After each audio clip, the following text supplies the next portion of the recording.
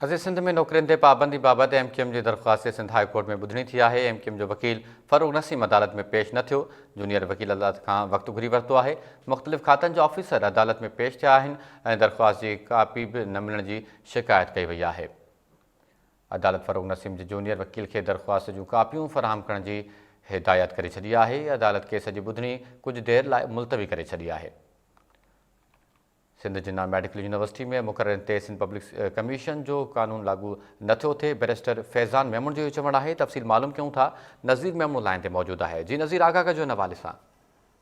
जी बिल्कुलु ही Sindh high court में जेका सिंध में नौकरियुनि ते पाबंदी लॻाई वई आहे उन बाबति MQM जी दरख़्वास्त जेका उहा ॿुधणी थी, जॾहिं त जेको MQM जो वकील आहे फ़ारूक नसीम उहो अदालत में पेश न थी सघंदो, जंहिं सबबि जेको जूनियर वकील आहे उन अदालत खां जेको आहे उहो टाइम घुरी वरितो। उन मौक़े ते मुख़्तलिफ़ खातनि जा जेके ऑफिसर हुआ उहे पिणु अदालत में पेश थिया ऐं दरख़्वास्त जी जेका कापी आहे उहा न मिलण ते उन अदालत खे उन्हनि शिकायत थियूं कयूं, जंहिं ते अदालत फ़ारूक नसीम जेको जूनियर वकील आहे उनखे दरख़्वास्त जूं कापियूं फ़राहम करण जी हिदायत बि करे छॾी ऐं अदालत केस जी जेका ॿुधणी आहे उहा कुझु देरि लाइ मुलतवी करे छॾी आहे। जॾहिं त ॿुधणी दौरान बैरिस्टर फैज़ान मेमून अदालत खे ॿुधायो त हू सिंध जिन्ना मेडिकल यूनिवर्सिटी जो वकील आहे ऐं हुन सिंध जिन्ना मेडिकल यूनिवर्सिटी में जेके मुक़रर आहिनि उहे सिंध पब्लिक कमीशन जो जेको कानून आहे उहो उन्हनि ते लागू ई नथो थिए। PMDC मूजिबि सिंध जिन्ना मेडिकल यूनिवर्सिटी खे अख़्तियार हासिल आहे त हू मुक़ररियूं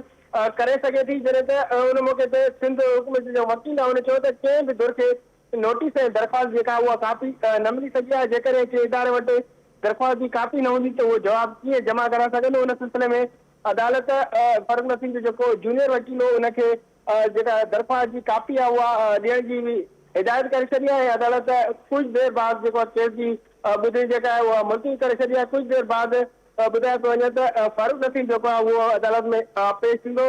हिन वटि जेको आहे केस जी ॿुधणी जेका आहे उहा कुझु देरि जे लाइ मुलतवी कई वई आहे। जी नज़ीर, असां सां गॾु रहिजो, वधीक बि अवां सां अपडेट्स मालूम कंदासीं।